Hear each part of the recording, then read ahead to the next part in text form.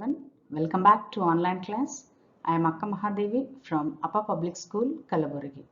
So today I am here with the same lesson, that is food, health and safety. So before starting this class, let us revise what we have learned in the previous class. Okay. So in the previous class, we have learned about food. What is food, isn't it? So food is any substance which is consumed to provide nutritional support to our body, isn't it? So food is any substance which is consumed to provide nutritional support to our body. Okay. So even we have learnt about nutrients, isn't it? So the materials in the food which helps us to remain healthy are known as nutrients. So which are the nutrients which we have learned? Yes, we have learned about carbohydrates, proteins, fats, vitamins, minerals, isn't it? So we learned about carbohydrates, proteins, isn't it? Fats,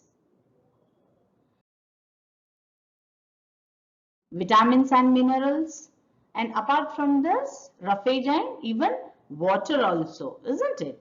Yes.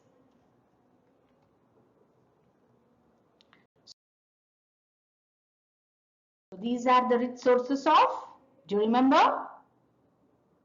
Yes, these are the rich sources of carbohydrates. Which are those? Potato, sugar, cereals, vegetables and fruits. Okay. And the rich sources of proteins, isn't it? Pulses,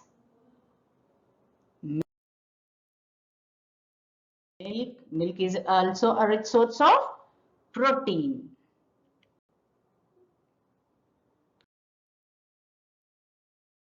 Chicken and meat, isn't it?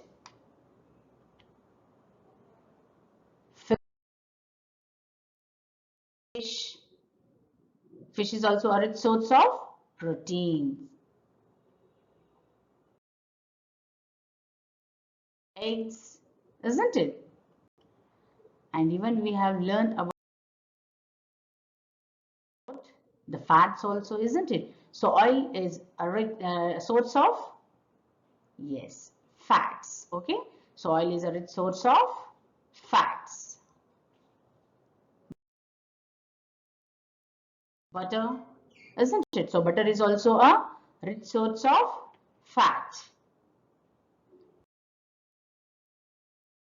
Cheese, ghee, butter, so milk products. Okay, so these are the rich source of fat, isn't it? And these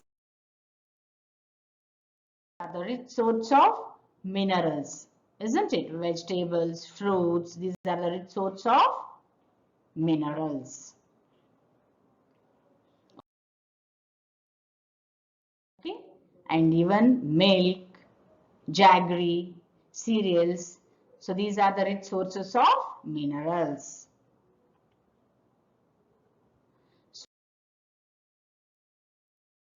Here you can see the sources and the function of the 5 main components of food. Okay, let us revise once again. So first, the component of food is carbohydrates. Okay, and the function, what it provides? It provides energy to the body, isn't it? The main function of the carbohydrates is to provide energy to the body.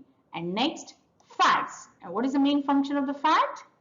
Yes, fats help to keep body warm, isn't it? So next is proteins. So the main function of the protein is, it is essential for growth and muscle building. Okay, so the protein is essential for growth and muscle building. And what about the vitamins and minerals? So they are needed in small amount for normal functioning of the body, isn't it? So vitamins and minerals are needed in small amounts for normal functioning of the body. Okay. And even we have learnt about the, yes, balanced diet. Okay. So the food, whatever we eat, the food we eat daily is our diet, isn't it? So a diet which contains all the nutrients in correct proportion is called a balanced diet. Okay, what do you mean by balanced diet?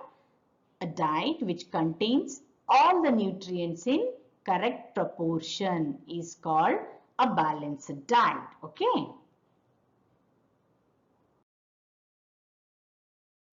Yes, so now today we will discuss about what is hygiene. Okay, so we are eating healthy food, even we are doing exercise daily, isn't it? So we are maintaining a healthy hygiene, isn't it? So what do you mean by hygiene? Let us discuss. Okay, so practices that help ensure cleanliness and good health are known as hygiene. So practicing a good health and being maintaining cleanliness is known as hygiene. Okay.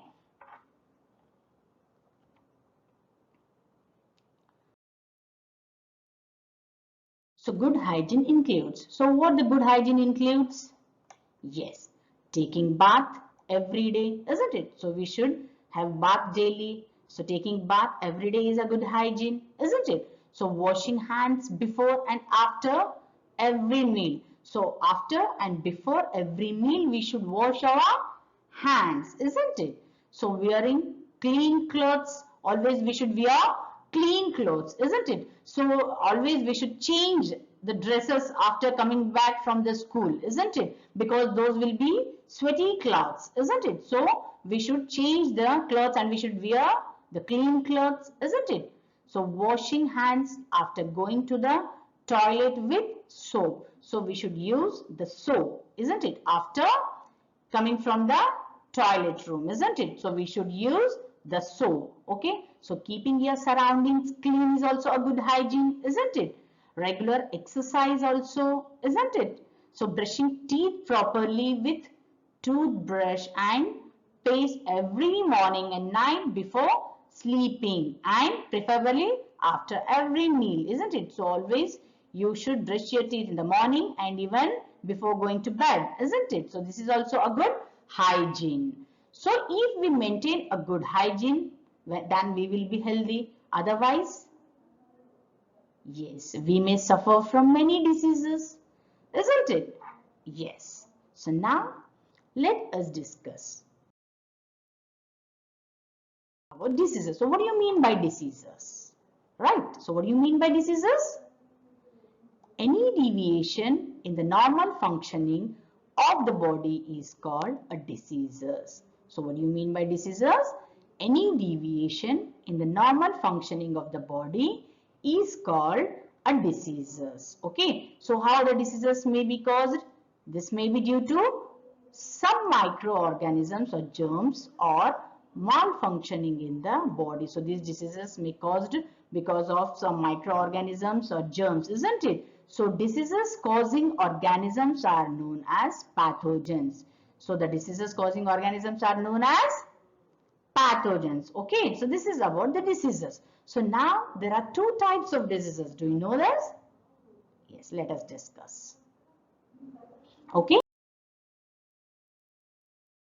So one is non-communicable diseases and the another one is communicable diseases. So now you might be thinking that what is this non-communicable and communicable diseases, isn't it? So let me tell you. So first we will discuss about non-communicable diseases. Okay.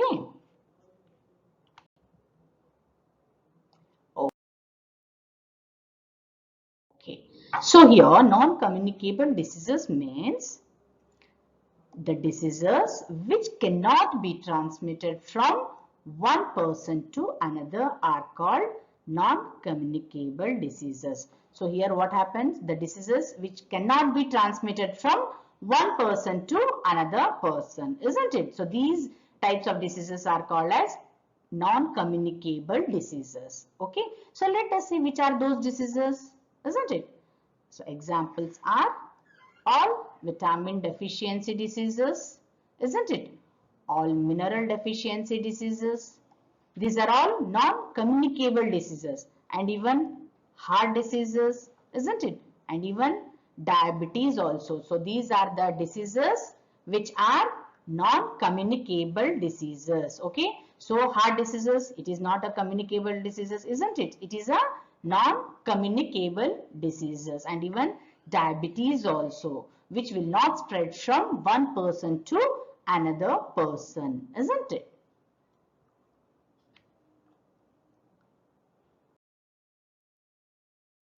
Yes, so here are the deficiency diseases of minerals. So in the previous class, we have learnt about the vitamins, isn't it? So now we will discuss about the mineral. So here, name of the mineral is calcium and phosphorus, okay? And the deficiency diseases leads to defective bones and teeth. So what is the deficiency disease?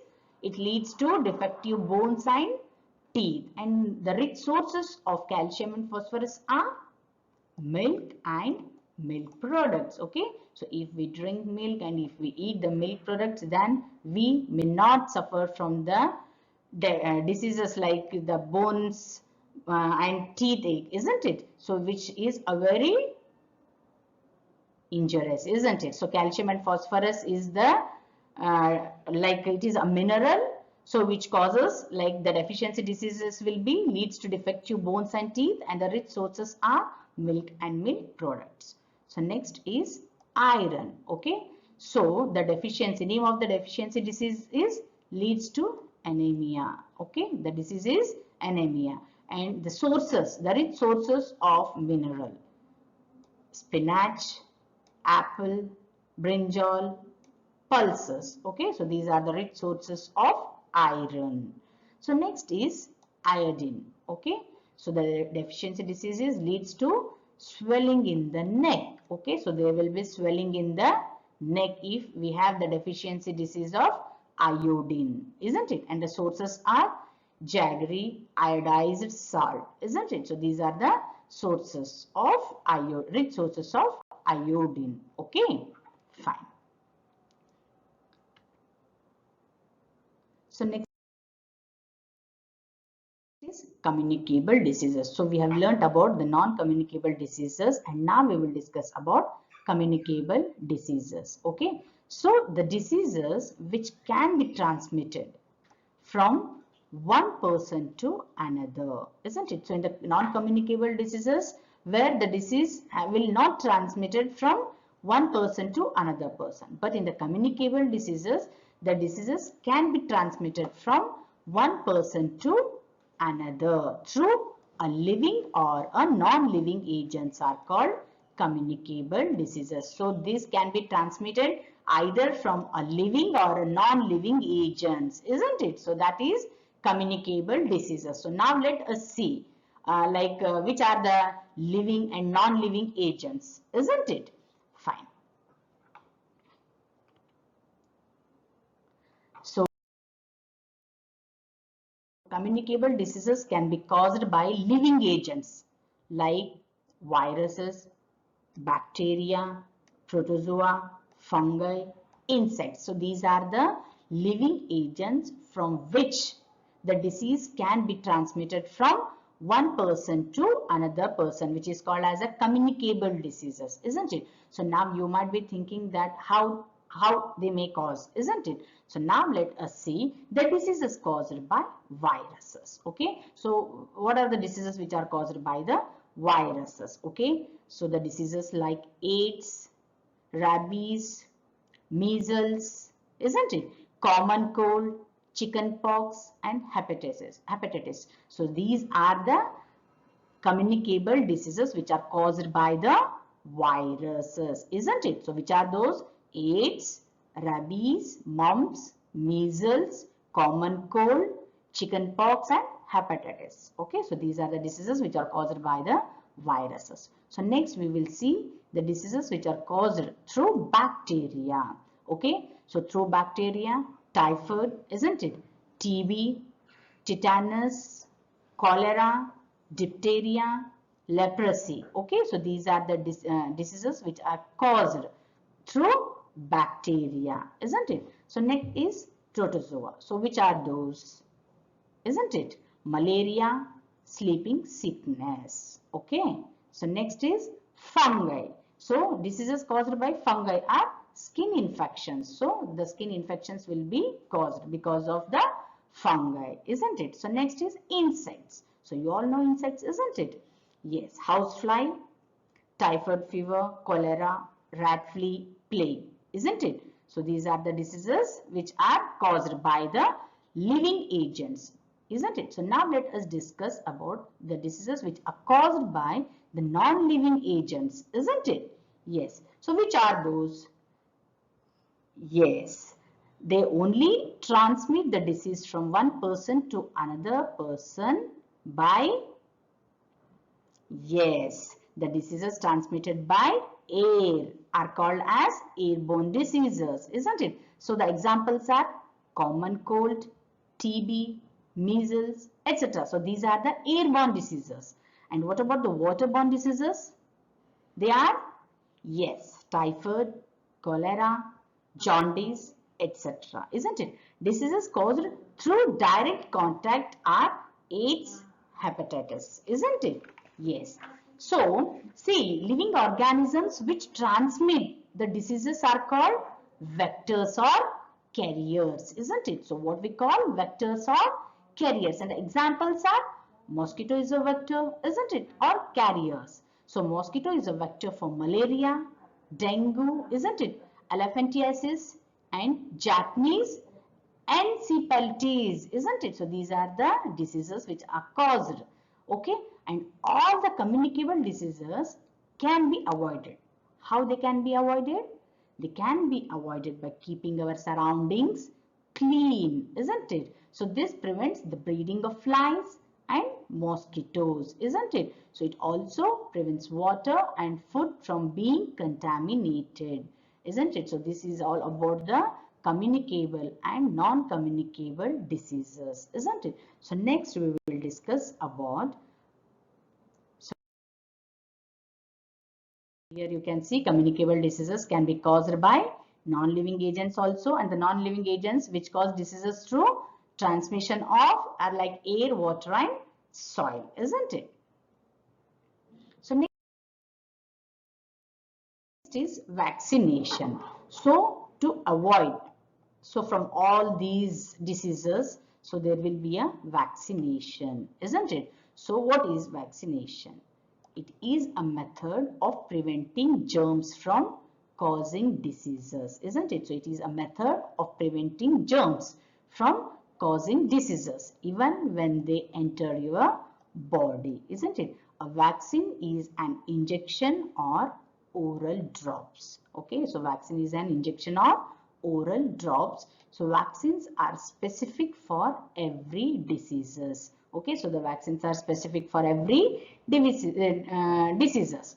So when vaccine is taken, our body cells become alert immediately and produce substances, isn't it, which can fight the germs. Okay, so that the vaccination will be given, isn't it? So even the vaccines are specific for every disease, and the power to fight against diseases is known as immunity. So the power of immunity will also increases, isn't it? For example, I'll tell you.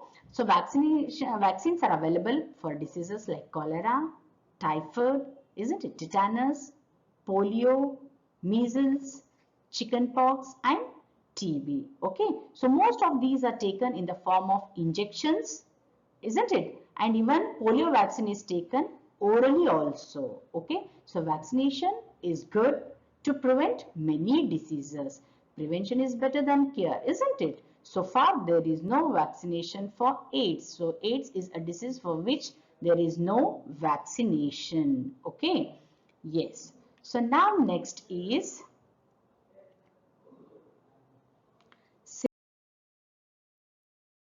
safety and first aid. Okay, so safety and first aid. So when we use the first aid, Yes, if we met with an accident or if we get injury, isn't it? So an accident can happen at any place, at any time, isn't it? So accidents can be avoided, isn't it? Being a little more careful. So when these accidents may happen, when we are careless, isn't it? So as we all know that population is increasing day by day, okay? So the number of vehicles are also increasing, due to which many road accidents are taking place, okay? So let us see. So road accidents. So most of the road accidents can be averted if the drivers are careless. So if while driving, if we show the negligence while driving, then road accidents may happen, isn't it? If we do not follow the traffic rules, then also the road accidents may happen, isn't it? So even especially while crossing the road also, we must take care, isn't it? So we must never play on the road. By doing that also, road accidents may happen, isn't it? So this is about the road accidents. So now we will see about the fire accidents. So how these fire accidents happen, isn't it? So fire is very useful, and without it we cannot think of life, isn't it? So on the other hand, it causes accidents, isn't it? If it goes out of control or it is used carelessly. When the fire accidents happen, if it goes out of control or it is used carelessly, isn't it? So some accidents are minor and some are major, okay? So most of the fire accidents are due to our carelessness, okay? So what are the carelessness we do? Throwing away burning matchstick, isn't it? Or cigarettes can be a major cause of fire, isn't it? A fire may also caused due to electrical short circuits, isn't it? So even the fire may also happen because of the electrical short circuit, isn't it? Due to bursting of kerosene, stove, gas cylinders, and even from crackers also. Okay, so now we came to know about the road accidents and fire accidents. So now what are the precautions to be taken, isn't it? So what are the precautions to be taken to prevent fire accidents, isn't it? Let us discuss.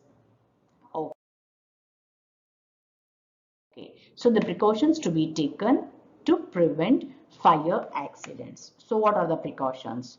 Do not play with fire.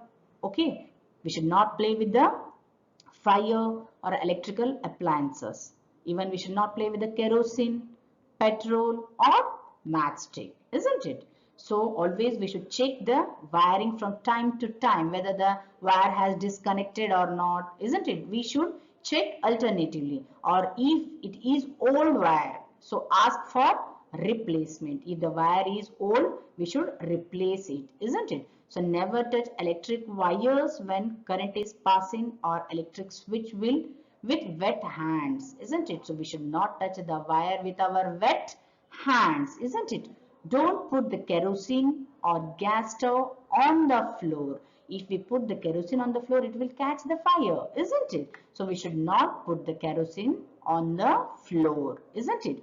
And avoid wearing nylon or synthetic clothes while working in the kitchen. So as we all know that the nylon and the synthetic catches fire, isn't it? So they are the artificial fibers. So they catch the fire easily because they are made up of chemicals. So we should avoid wearing those types of clothes in the kitchen, isn't it? So children and adults should be very careful while bursting crackers, okay? Especially during Diwali, we all burst the fire, isn't it? Crackers. So at that time also we should be very careful, okay? If we show the negligence or if we do the careless, then the fire may catch us, isn't it? Yes. So now there are simple ways to put out the fire. Okay, now we know that about the road accidents, fire accidents. So precautions also we came to know. Okay. So now suppose if like somewhere if it has a fire has catched. So what are the simple ways where we can put out the fire? Let us see. Okay. So as you know, fire needs air supply to continue burning, isn't it? So we can put out the fire by cutting off the air supply. Okay, by cutting off the air supply we can put off the fire. So how do we do this? isn't it? So now you might be thinking that how can we do this? Let me tell you. So when you see a fire, if you want to put off it, so what you should do? You should throw a mud or a sand over the fire. This cuts off the supply of air, isn't it? You should put or you should throw a mud or a sand on the fire, isn't it? Pour water over the fire, which cools the substance on fire, isn't it? So remember, if the fire is because of an electrical short circuit, don't put water, okay? So you should not pour the water, isn't it? So use fire extinguisher, isn't it? So this is a simple device to put the fire out, isn't it? So some are very small and even can be put in cars and laboratories. As you can see the fire extinguisher, isn't it? Even in our school also it's there, isn't it? So in case of major fire accidents, shout for help and immediately ring up the fire brigade. So do you know the number of the fire brigade? Yes, 101 is the number. If you dial 101, then the fire brigade people will come and they'll put off the fire, isn't it? Okay, so this is in case of small fires, how can we put off the fire? So now, if the fire catches your clothes, so at that time, what we should do? Isn't it? So if we are in the kitchen and if the fire catches our clothes, so what we should do? So whenever clothes are on fire, roll on the ground, and if a thick blanket is available nearby, cover it with the and roll. So if our cloth catches the fire, we should roll down on the we should roll on the floor, and even if a thick blanket is near to us, we should cover the thick blanket around us, isn't it? Yes. So in doing so, you cut off fire. Okay, the air supply, and thus the fire is put down. So by doing this, the supply of air will be cut off and the wire will be put off, isn't it? So at that time, when our clothes catch the fire, we should not run. So this you should keep in your mind, isn't it? So when our clothes catch the fire, we should not run. Instead of that, we can roll on the floor, or even we can take the thick blanket and we can cover our body with that, isn't it? Instead of running. Okay, now let us see about the first aid for burns. Okay, we came to know how the preventions we can be taken, how we can put off the fire, and now let us see the first aid for burns. Okay, so what can we do? So burns on our body may be caused by either steam or boiling water or chemicals or even of fire also. Okay, so the first aid to be given for different burn injuries is different. Okay, so in case of chemical burns, what can we do?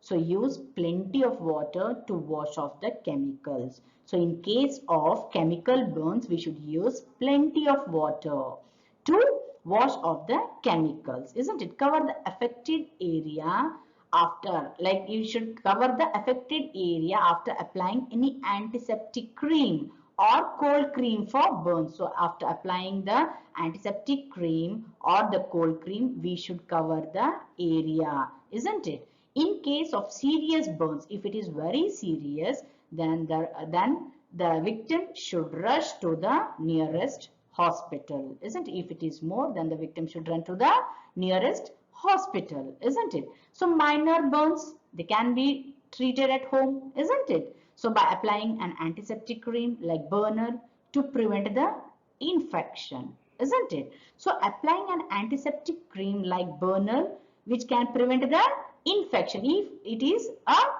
minor burn, isn't it? So in severe burn, blisters are also formed, isn't it? So at that time, cover the burnt area with very soft, clean cloth or sterile gauze, isn't it? So if the area of your body is burnt very much, it is very severe, then what we should do? We should cover it with very soft, clean and sterile gauze, isn't it? If available.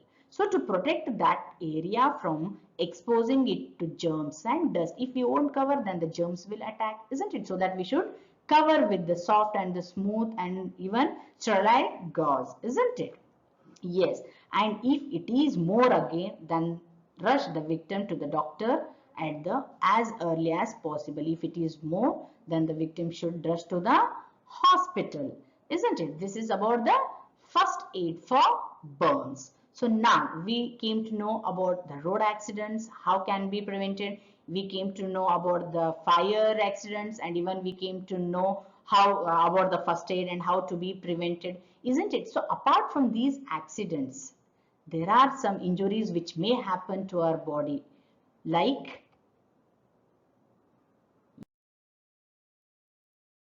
yes, animal bites. Okay, so here the animals like monkeys, dogs, cats, bats, isn't it?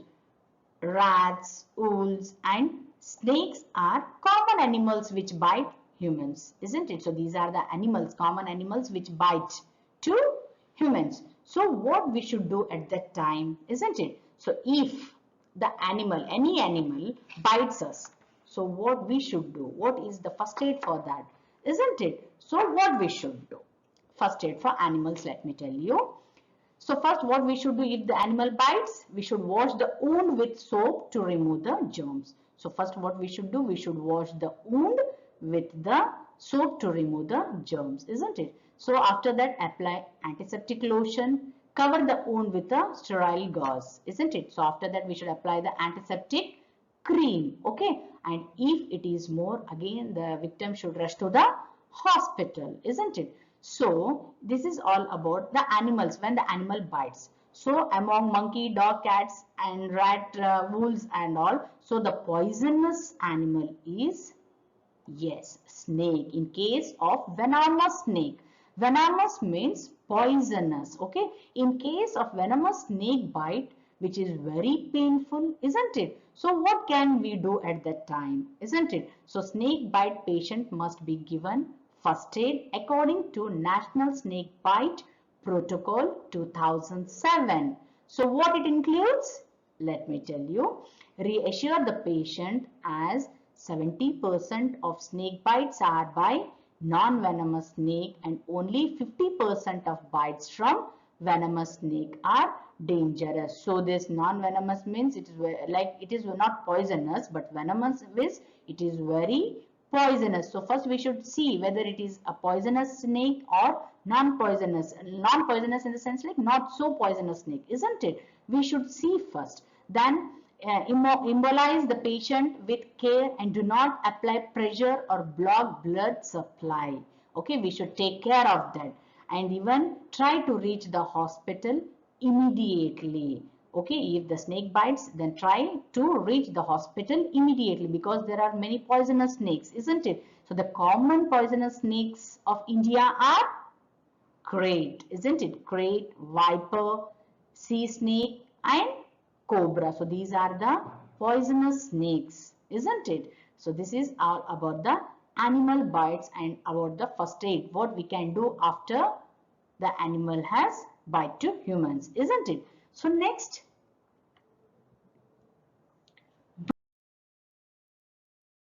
broken bones or fractures and sprains. So while we are playing in the ground, or sometimes we fall from the staircase, if it happens like that, so there may be a chances of broken bones and fractures may happen, isn't it? So how to identify whether it is a fracture or just a sprain, isn't it? So how can we identify that? So in both cases, pain and swelling are common in the fracture also and even in the sprain. Both it causes same pain and even swelling are also common, isn't it? But if there is a fracture, the pain will continue even after 15 minutes. If it is a fracture, then the pain will continue after 15 minutes also, isn't it? In major fractures, the victim may unconscious, he may become or he or she may become unconscious, isn't it? So there the first aid is necessary. So how can we do that, isn't it? So let us see the first aid for fractured area, what can we do? Isn't it? So do not move the patient, like the patient should not move from the position he or she was found, isn't it? So if he or she met with an accident, okay, and we should not allow the patient to move from the position where we find, isn't it? So keep the patient still. If the fracture is in hand, make the patient walk. Okay, if the fracture we see in the hand, so let the patient walk. Okay, but if it is in legs or spine, so what can we do? So do not let the patient walk, isn't it? For the fractured hand, using a piece of cloth, make a sling to give support to the arm and prevent its movement, and call for an ambulance, isn't it? If it is fractured to the hand, then the patient can walk, but if it is happened in the leg, so the patient can only move on the stretcher only, isn't it? So that if it is like it is minor, then again we should call the ambulance, isn't it? So this is all about the first aid for fractured area, isn't it? Okay, hope you all understood this lesson, that is food, health and safety. Okay, hope you all understood and enjoyed this class. Thank you.